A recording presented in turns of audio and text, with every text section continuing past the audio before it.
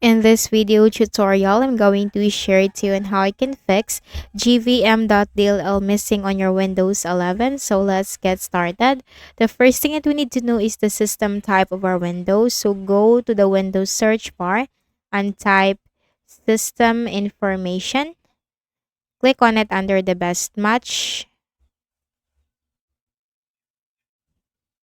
Then take note of your system type and then open a browser. Search for the missing DLL. Okay. Hit enter. Click on the first option. And then here, just simply click the download button corresponding to your system type.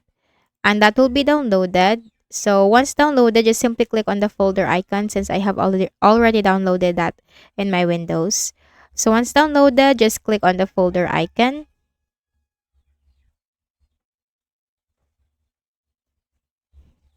And then right click on the folder, select extract all, click on extract.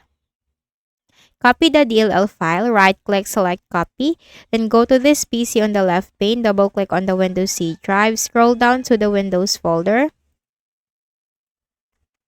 Locate the System32 folder. Here it is. Double-click, right-click, and then select paste and click on continue. So let this be, okay, placed right here in the System32 folder of your 64-bit Windows. And then right-click at the start button, shut down or sign out and restart.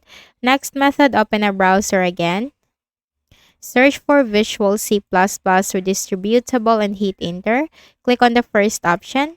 Scroll down and click the download link corresponding to your system type and simply install the Visual C++ on your Windows 11. So I hope this video helped you. Kindly please do not forget to hit the like button and subscribe to this YouTube channel. Thank you for watching the video.